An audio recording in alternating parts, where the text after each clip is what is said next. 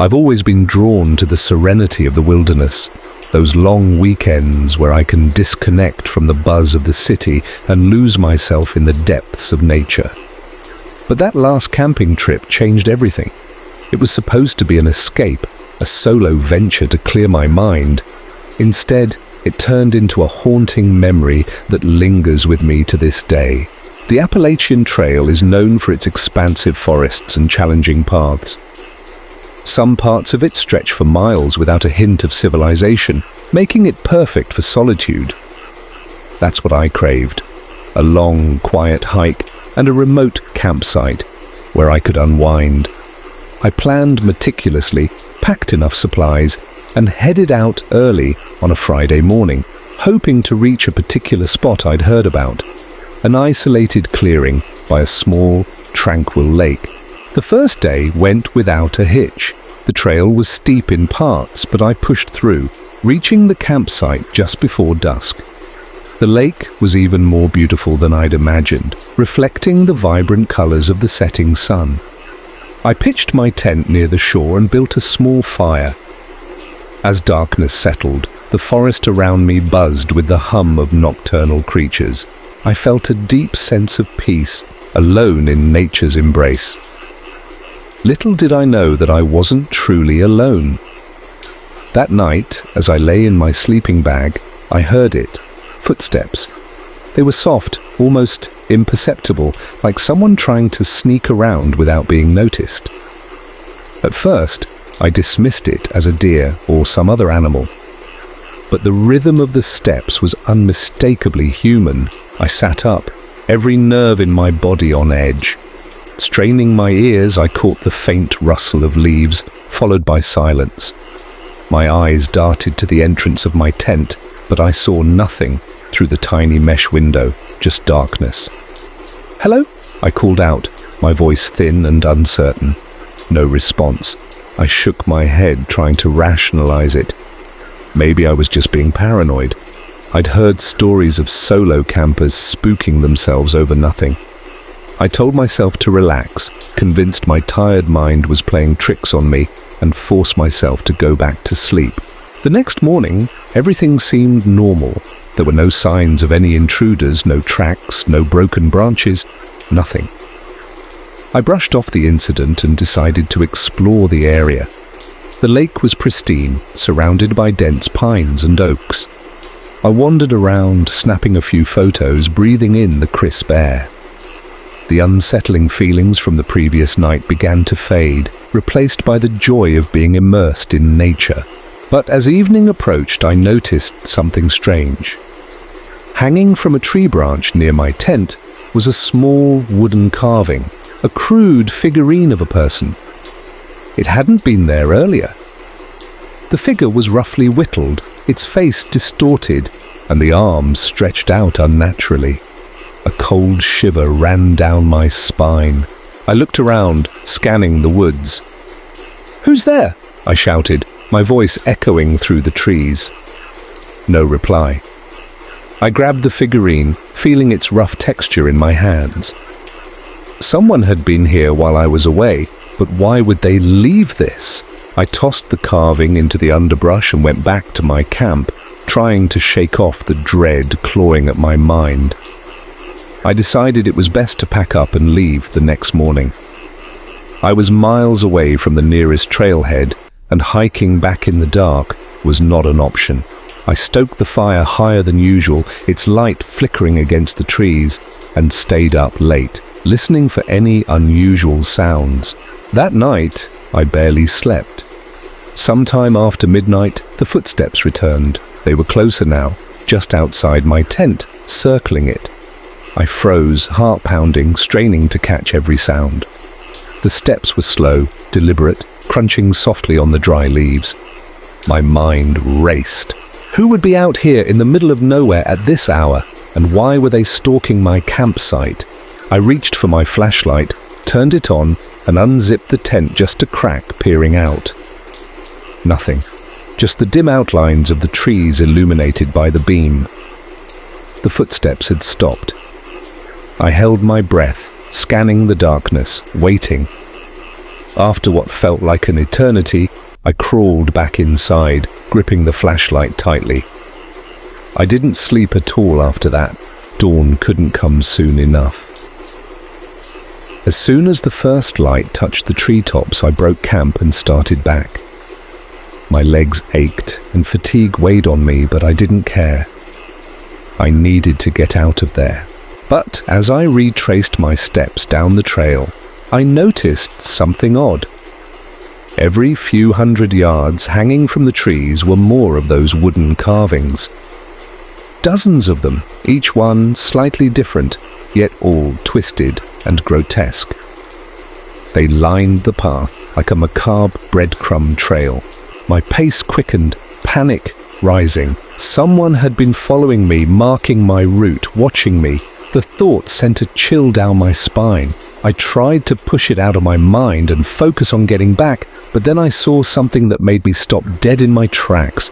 Ahead on the trail, standing perfectly still, was a figure, tall, thin, wrapped in a dark hooded cloak. I couldn't see the face, just a shadowy form against the forest backdrop. My heart leapt into my throat. "Who are you?" I shouted, my voice trembling. The figure didn't move, it just stood there, silent and still, watching. I backed away slowly, my mind screaming at me to run, but my legs felt like lead. I stumbled off the path, ducking behind a thick tree trunk, and peered out cautiously. The figure was gone, vanished. One moment it had been there, and the next, nothing. That's when I heard it. A low, rasping voice coming from somewhere in the woods. "Leave this place." I didn't wait to hear more. I took off, running blindly down the trail, branches whipping at my face. The woods seemed to close in around me, the path twisting and turning. I lost track of time, just kept running, gasping for breath, until finally I burst out onto the main road. I never looked back. I jumped into my car and drove until I was miles away, not stopping until I reached a small town and found a motel. It's been months now, and I still don't know what happened out there. I've tried to rationalize it, tell myself it was just some prankster, a hermit maybe. But deep down I know it was something else, something that didn't want me in its territory. I haven't been back to the woods since. Every time I think about it, I see that hooded figure, hear that voice whispering in the dark. And those carvings, those twisted, hollow-eyed faces, still haunt my dreams. Sometimes late at night, I'll wake up with the sensation that I'm being watched. I'll turn on the lights, check the locks, reassure myself that I'm safe. But every now and then, I'll find something strange outside my window, a small wooden carving propped up on the ledge. And I know it's still out there, waiting. There's something inherently peaceful about camping alone. At least, that's what I used to think. There's a tranquility to being deep in the woods, surrounded by nothing but nature and your thoughts. No distractions, no technology, just you and the wilderness. But my perspective changed one fateful weekend last fall. Now, every time I think about camping, I'm overwhelmed by a sense of dread that I can't shake off. It all started when I decided to spend a long weekend in a remote part of a national forest, far off the beaten path. I wanted to get away from the crowds to find a place where I could be completely alone. I'd heard from a fellow hiker about an area known as Deep Pines, an isolated spot that wasn't on any official maps. "It's quiet, untouched," he told me. "You'll have the whole place to yourself." The idea of having an entire stretch of forest to explore was too tempting to resist. I planned my route meticulously, packed my gear, and drove out early on a Friday morning. It took hours of winding through back roads, gravel paths, and narrow trails to reach my destination. By the time I arrived at the edge of Deep Pines, the sun was beginning its descent. I set up camp in a small clearing, pitching my tent beside a ring of boulders that looked like they'd been arranged there long ago. The surrounding pines towered above me, their thick branches blocking out the sky, casting long shadows that seemed to stretch endlessly into the forest.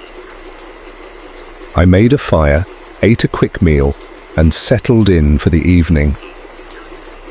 Everything felt perfect. The crisp air, the scent of pine needles, the quiet crackle of the fire. I was alone, just as I'd wanted.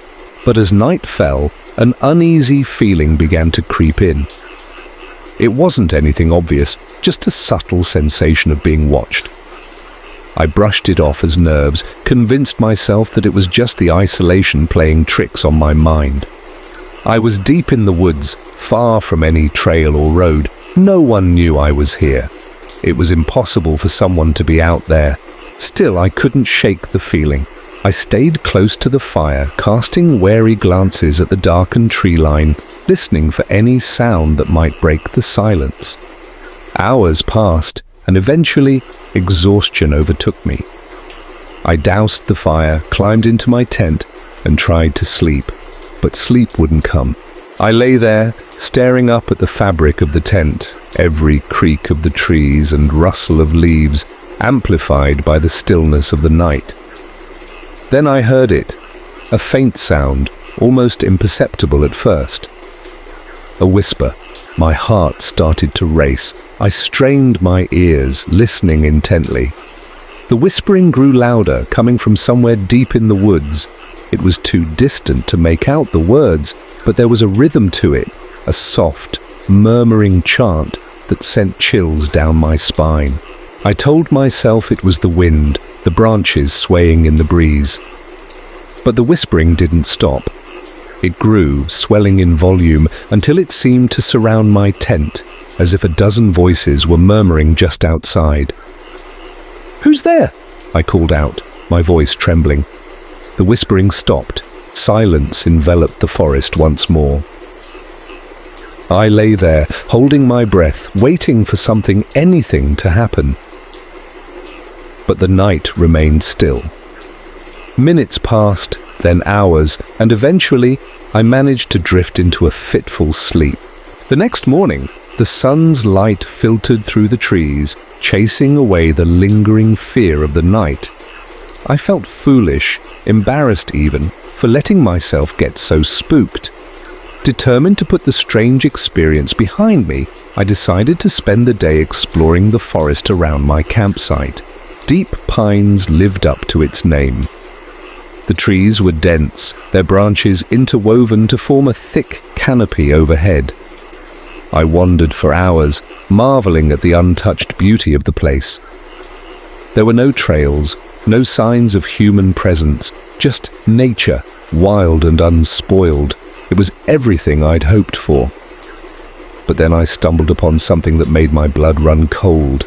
Hidden in a small grove, half buried beneath a layer of fallen leaves and moss, was an old, dilapidated cabin. Its wooden walls were warped and weathered, the roof caved in on one side. It looked like it had been abandoned for decades.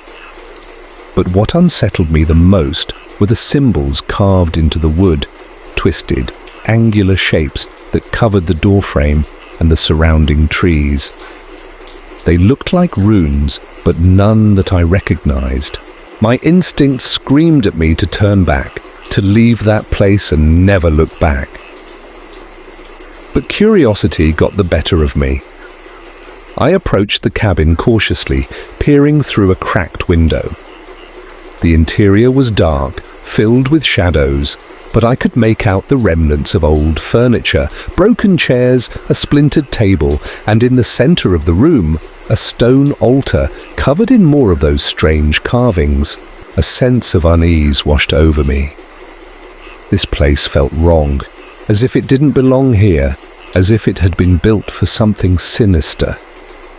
I took a step back, my gaze lingering on the symbols etched into the wood. That's when I noticed it.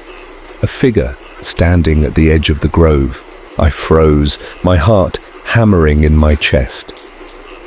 The figure was tall, wrapped in a long dark cloak that seemed to blend into the shadows of the trees. I couldn't see its face, only the outline of its form, still and silent, watching me. I blinked, and the figure was gone.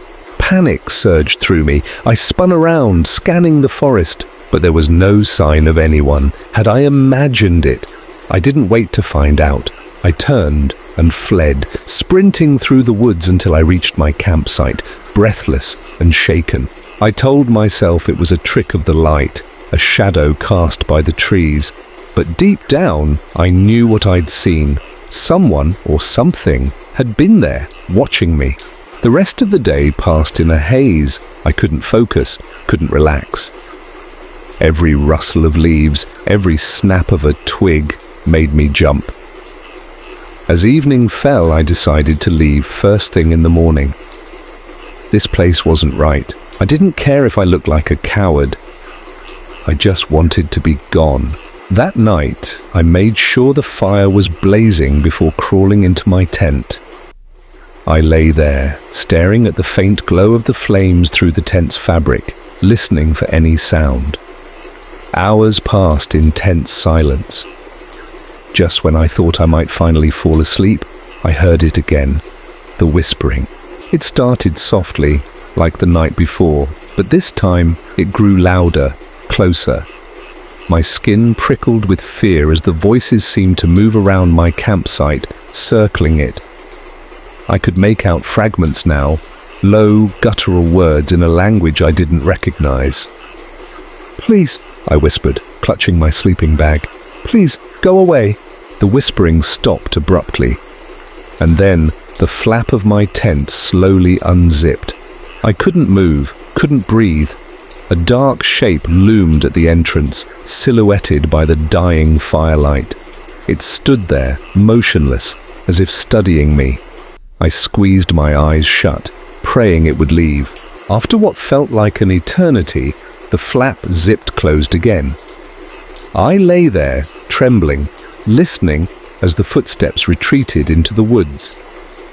The whispering resumed, faint and distant, until it faded away completely. I didn't sleep the rest of the night. As soon as dawn broke, I packed up my gear and left. I didn't even bother eating breakfast, just threw everything into my backpack and started down the trail. I kept glancing over my shoulder, half expecting to see that figure lurking in the trees. The hike back was grueling. My legs felt like lead, my body aching from the lack of sleep and the adrenaline still coursing through my veins. But I pushed on, desperate to put as much distance between myself and that cursed place as possible. I reached my car by late afternoon, exhausted and drenched in sweat. I tossed my backpack into the trunk and climbed behind the wheel, eager to leave deep pines far behind. But as I turned the key, I noticed something on the passenger seat, something that hadn't been there before. A small wooden carving shaped like a human figure. Its face was twisted, its arms raised as if in supplication, and carved into its chest, in the same strange runes I'd seen on the cabin, was a single word: leave. My hands shook as I picked up the carving. It was rough, freshly made. The wood still smelled of pine sap. Someone had put it there. Someone wanted to make sure I never came back. I didn't need to be told twice. I drove away as fast as I could, my eyes darting to the rearview mirror, half expecting to see that cloaked figure standing at the edge of the forest, watching me leave. I haven't been back to the woods since. I sold all my camping gear, deleted every map and route I'd ever saved.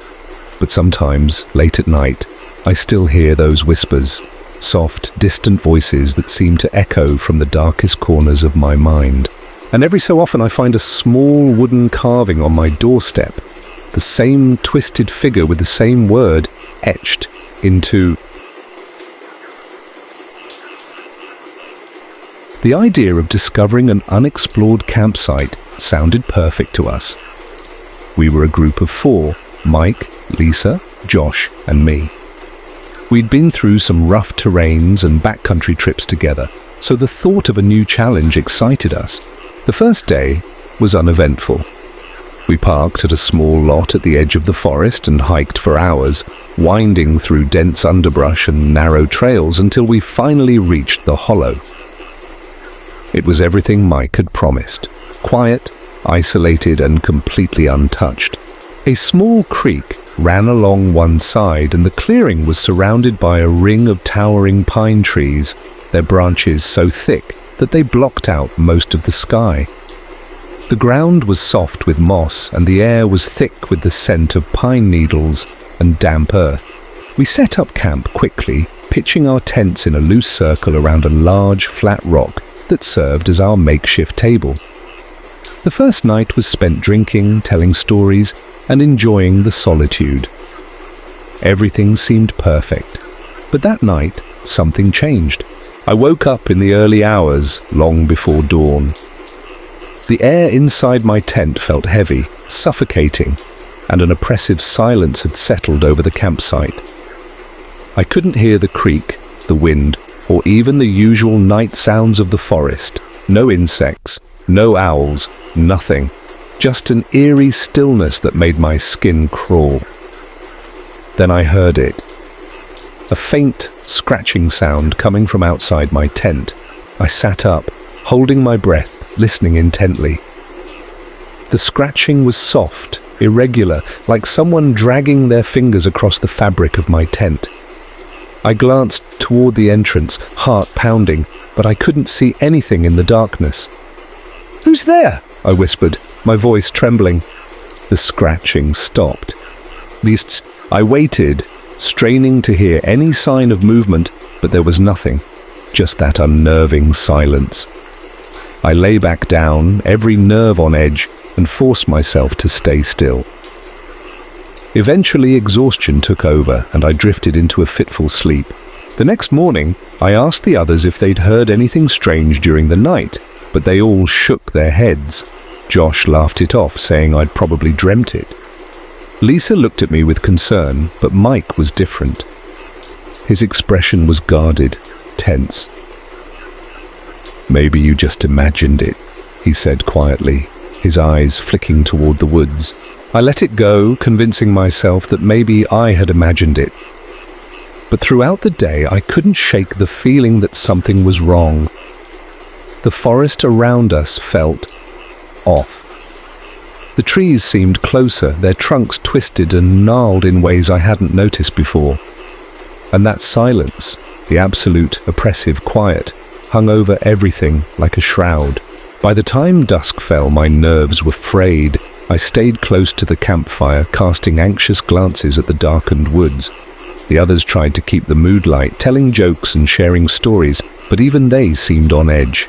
Every snap of a twig, every rustle of leaves made us jump. We decided to turn in early, hoping that sleep would come easier tonight. But it didn't. I woke again, sometime after midnight, to the same heavy silence. This time, the scratching was louder, coming from all around the tent. It was relentless, scraping and clawing, like dozens of hands trying to tear their way inside. I grabbed my flashlight and switched it on, heart hammering in my chest. The beam cut through the darkness, illuminating the fabric of the tent and the shadows cast on it. My blood ran cold. There were shapes outside, dark, elongated shadows moving just beyond the fabric, too tall, too thin to be human. They pressed against the tent, their forms stretching and contorting, their fingers clawing at the material. I couldn't see faces, just those twisted, shadowy figures writhing in the darkness. I wanted to scream, but fear kept me paralyzed. I backed away slowly, crawling to the far side of the tent, flashlight shaking in my grip. And then, just as suddenly as it had started, the scratching stopped. The shadows vanished, melting into the darkness outside. I sat there, trembling, for what felt like hours, too scared to move, too scared to breathe. Eventually, I heard a noise, a soft, shuffling sound, like something brushing against the ground. It was faint, but unmistakable. Something was inside the campsite. I forced myself to inch toward the tent flap, unzipping it just enough to peer outside. The fire had burned down to embers, casting a faint orange glow over the clearing. I scanned the campsite, heart pounding, and that's when I saw it. Something was crouched beside Josh's tent. It was tall, emaciated, its limbs unnaturally long and bent at odd angles. Its back was to me, but I could see its pale, leathery skin stretched tight over sharp bones. It was hunched low, its head tilted to one side, as if listening. I bit back a gasp, clamping my hand over my mouth. The thing shifted slightly, its body twitching with a strange, jerky motion. It raised one of its long, bony arms and dragged a clawed hand slowly down the side of Josh's tent, making that same horrible scratching sound. My heart felt like it would burst. I wanted to run, to scream, to warn Josh, but I couldn't move. I couldn't do anything but watch as the creature straightened up slowly, its head turning ever so slightly in my direction. I froze, praying it hadn't seen me. It didn't move. Then, without a sound, it turned and slipped into the woods, disappearing into the shadows. I collapsed back into my tent, gasping for breath. I wanted to wake the others, to tell them what I'd seen, but fear kept me rooted in place. If I moved, if I made a sound, would it come back? I stayed awake until dawn, every muscle tensed, listening for any sign of the creature's return. When the sun finally rose, I stumbled out of my tent, bleary-eyed and shaken. The others were already up, looking as exhausted as I felt. I tried to explain what I'd seen, but my words came out jumbled, frantic. Lisa looked terrified. Josh just stared at me, disbelief etched on his face. But Mike didn't look surprised at all. "Maybe we should pack up," he said quietly, glancing toward the woods. "Head back early." "What? No!" I snapped, anger flaring. "We need to know what that thing was." Mike shook his head. "We don't need to know anything. We need to leave now." Something in his tone chilled me. He knew more than he was letting on. "Mike," I whispered, stepping closer. "What aren't you telling us?" He didn't answer, just turned and started packing his gear. We argued, but in the end, I gave in. None of us wanted to stay another night in the hollow. We broke camp in record time, too afraid to linger. As we started down the trail, I kept glancing back, half expecting to see that creature watching us from the trees, but we didn't see anything. The forest was still, silent, too silent. It wasn't until we were miles away, back in the safety of our car, that Mike finally told us the truth. "The hollow, it's a place of something else," he murmured, staring out the window. "A place where things come through. I read about it online. I didn't think it was real." "You what?" I yelled, disbelief and rage flooding through me.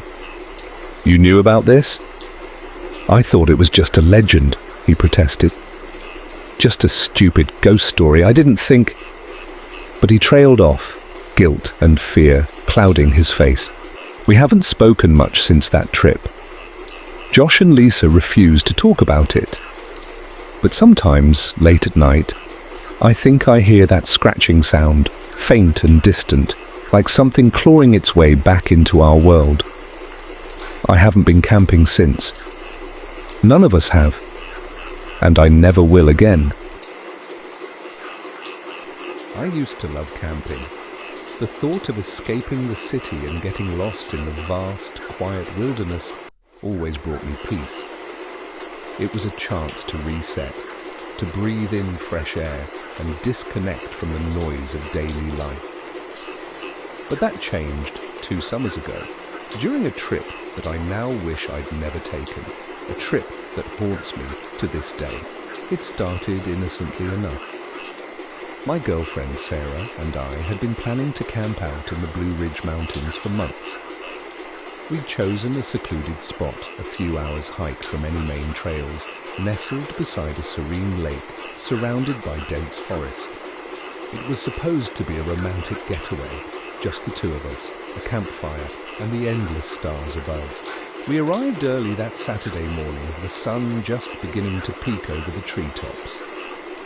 The hike was long and grueling, but the view was worth it. The lake shimmered under the sunlight, and the trees rustled softly in the breeze. We set up our tent near the shore, the water lapping gently against the rocks, and spent the rest of the day fishing, exploring, and soaking in the tranquility. As evening fell, we built a fire, roasted marshmallows, and shared stories under the growing darkness. The sound of crickets filled the air, blending with the crackle of the fire and the gentle splash of fish in the lake. Everything was perfect, until Sarah mentioned something strange. "Do you ever get the feeling that we're being watched?" she asked, her voice quiet, almost hesitant. I looked up, surprised. "What do you mean?" "I don't know," she murmured, staring into the flames. "It's just, I keep thinking I see something out of the corner of my eye, a shape or a shadow back in the trees." I laughed it off, telling her it was probably just an animal. We were deep in the woods after all. Deer, raccoons, maybe even a bear. Nothing to worry about. But even as I said it, I felt a shiver run down my spine. I turned and scanned the tree line, my eyes straining against the darkness. The trees loomed silently in the distance, their branches swaying gently in the breeze. There was nothing there. Still, the uneasy feeling lingered. The forest seemed different at night, darker, heavier. The silence between the bursts of cricket songs felt intentional, like a pause in a conversation, waiting for someone to respond. But I shrugged it off and changed the subject, hoping to put Sarah at ease. We stayed up for a while longer, talking and laughing, until we were both too tired to keep our eyes open. Finally, we crawled into the tent, zipped it up tight, and settled in for the night. That's when the real nightmare began. Sometime in the middle of the night, I woke up to a strange sound, a soft, rhythmic tapping, like fingers drumming lightly against the fabric of the tent. I froze, every muscle tensing as I strained to listen. Tap, tap, tap. It was coming from outside, near the front of the tent, just a few feet away from where I lay. "Did you hear that?" I whispered, my voice barely audible. Sarah stirred beside me, groggy and confused. "What is it?" "Listen." We lay there in the darkness, the tapping continuing in that same slow, deliberate rhythm. Tap, tap, tap. Then, without warning, it stopped. Silence fell over the tent, thick and suffocating. "What was that?" Sarah breathed, clutching my arm. "Probably just a branch," I lied, even though I knew it wasn't. There were no overhanging branches near our tent, just open sky and the dense woods beyond. My heart hammered in my chest as I debated whether to unzip the tent and look outside. But something told me not to. Something deep and primal whispered in the back of my mind. "Don't look. Don't let it know you're awake." We lay there, holding our breath, waiting. Minutes passed. Then, just as I started to think maybe it had been nothing, I heard it again, a low, guttural sound, like a soft, rasping whisper. It was coming from right outside the tent.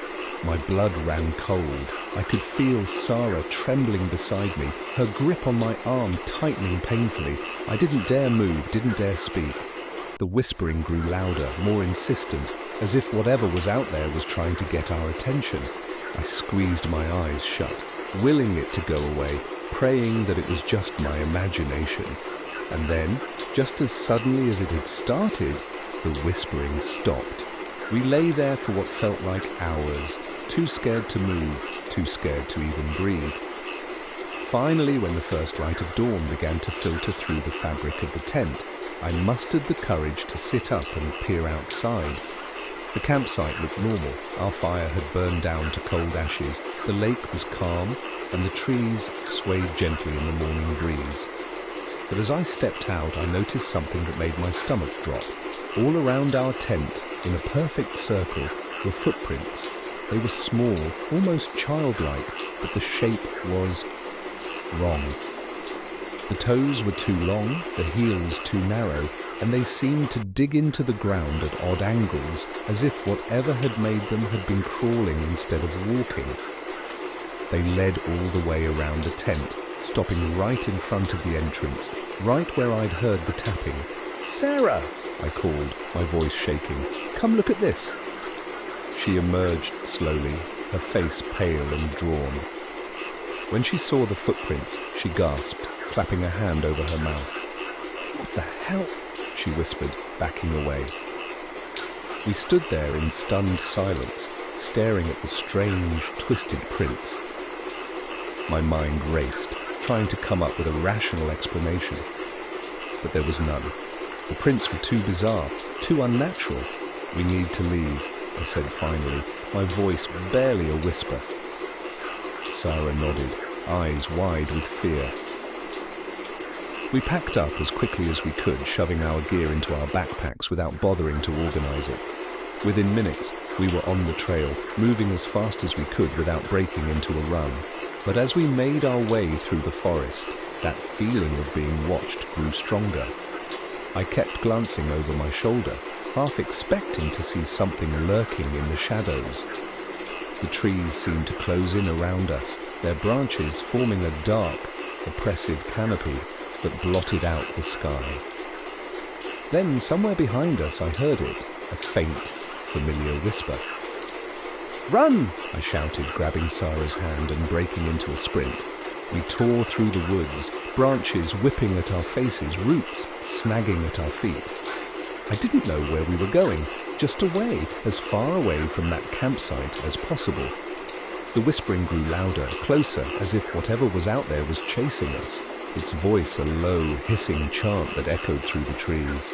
Finally, after what felt like an eternity, we burst out onto the main trail. I glanced back, expecting to see anything, but the path behind us was empty. The whispering had stopped. We didn't slow down until we reached our car, panting and shaking. We threw our packs into the back seat and peeled out of the parking lot, not daring to look back. As we drove away, I glanced at Sarah, her face pale and drawn. "What was that?" she whispered, her voice trembling. "I don't know," I said honestly, "but I don't think it was human." We never spoke about that trip again. We told our friends that we'd left early because of bad weather, but the truth was much darker. To this day, I don't know what we encountered in those woods.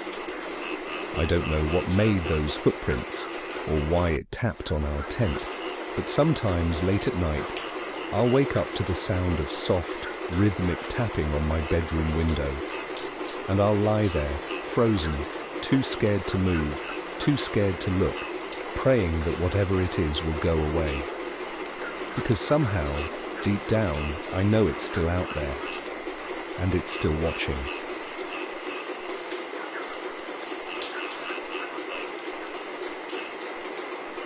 The forest was an imposing presence, a dark, silent giant that stretched for miles around us. The air was thick with the scent of damp earth and pine needles, and the only sound was the gentle rustle of leaves in the breeze. We were a group of 6 friends, all in our early 20s, eager for a weekend of adventure and camaraderie. We had chosen this particular spot for its remote location, a clearing in the woods far from any paved road or civilization. It was late afternoon when we arrived, the sun already beginning to dip below the horizon. We unloaded our gear, setting up our tents in a circle around a crackling fire pit.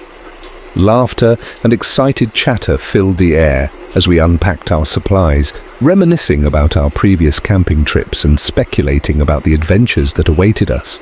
"This is going to be epic," said Mark, our resident jokester, holding up a can of beer. Nothing but good times and good company. We all raised our cans in a toast, the clinking of aluminum echoing through the woods. As the darkness deepened, The fire flickered and danced, casting long shadows across the clearing. The stars began to appear, their faint light twinkling against the black canvas of the night sky. The night progressed peacefully enough. We shared stories around the fire, told jokes, and sang along to our favorite songs. We were tired from the drive, and as the flames began to die down, we retired to our tents for the night. I shared a tent with Sarah, my girlfriend, and we snuggled into our sleeping bags, feeling safe and secure. The first indication that something was amiss came in the middle of the night. I woke to a strange rustling sound just outside our tent. It was soft, almost imperceptible, but it was definitely there. I lay perfectly still, my heart pounding in my chest, listening intently. Sarah was still asleep, her breathing slow and even. The rustling continued, growing louder and more insistent. I reached for my flashlight, but before I could switch it on, another sound reached my ears. It was a low, guttural growl, deep and menacing. It seemed to come from all around us, impossible to pinpoint. I felt a cold wave of fear wash over me. I turned to Sarah, shaking her awake. "Sarah, wake up," I whispered, my voice trembling. "I think something's out there." She sat up abruptly, her eyes wide with alarm. "What is it?" she asked, her voice barely a whisper. "I don't know," I said, gripping her hand. "But something is out there." The rustling grew louder, and the growls became more frequent. They were accompanied by a scratching sound, as if something was clawing at the fabric of the tent. I could feel Sarah trembling beside me. "We need to get out of here," I said, scrambling to pull on my clothes. We unzipped the tent flap, and I peered into the darkness. I could see nothing, but the growls were now almost deafening, and the scratching sound was incessant. We ran to the fire pit, hoping to find refuge among the other campers. As we emerged from the tent, we were met with a scene of utter chaos. The other tents were in disarray, their occupants screaming and running in all directions. Mark, our jokester, was huddled on the ground, his face pale with fear. "What's happening?" I shouted, my voice lost in the cacophony of noise. "It's everywhere," Mark stammered, pointing towards the forest. "It's coming for us." I looked in the direction he was pointing, and that's when I saw it. A pair of glowing red eyes peered from the darkness, slowly approaching us. The eyes were huge, like burning embers, and they seemed to glow with an unnatural intensity. "Run!" I shouted, grabbing Sarah's hand and pulling her towards the forest. We ran blindly, the growls and scratches echoing behind us. We could hear the sound of footsteps pounding on the soft earth, pursuing us relentlessly. I felt a surge of adrenaline coursing through my veins, propelling me forward. We ran for what felt like an eternity, our lungs burning and our legs aching. We didn't dare slow down, afraid of what might catch up to us. Finally, we reached a small stream, the water gurgling over the rocks. We stumbled to the bank, our bodies exhausted. We lay there, panting, listening to the sounds of the forest. The growls and scratches had faded, replaced by the rustling of leaves and the chirping of crickets. We were safe for now, but the fear was still etched into our faces. We huddled together, unsure of what to do next. It was clear that we could no longer stay in the clearing. We had to get out of the forest and fast. But how could we leave when something was hunting us in the darkness? We spent the rest of the night huddled by the stream, listening to the sounds of the forest, our eyes darting nervously in the darkness. We were tired, hungry, and scared, but we knew that we had to make it out alive.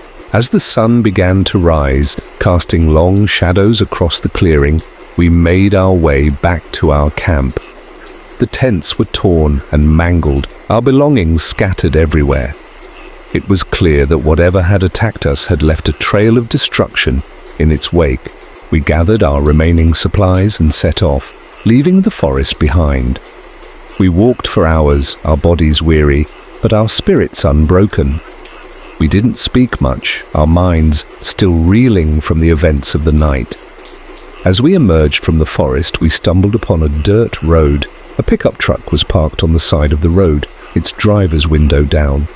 We approached the truck cautiously, unsure of what to expect. "Can you help us?" I asked, my voice hoarse. "We've been attacked." The driver, a burly man with a weathered face, looked at us with a mixture of concern and amusement. "I've heard tales of the creatures in these woods," he said, his voice deep and gravelly. "You're lucky to be alive." He helped us load our gear into the truck, and he drove us to the nearest town. We were safe, finally. But the memory of that night in the forest would haunt us forever. We later discovered that there were no other reports of attacks in the area. The authorities dismissed our story as a case of overactive imaginations, but we knew the truth. We had seen the glowing eyes, heard the growls, and felt the fear that gripped us in the darkness. We never returned to that forest, and we never spoke about that night to anyone else. But we knew that something evil lurked in the shadows, waiting to strike again. And we would never forget the terror that we had experienced in the heart of the forest. We would always be haunted by the memory of the creature with the glowing red eyes. It had not only attacked us that night, but it had left a scar on our souls, a reminder that the dark side of nature was real and that it was something to be feared. The forest, once a place of peace and tranquility, was forever stained with the darkness of that night. We knew that the creatures in the woods were real, and that the human world was not as safe as we once thought. We carried the weight of that knowledge with us, a reminder that even in the darkest of times, hope and courage can prevail. But the forest, with its secrets and its shadows, would forever remain a place of fear and mystery.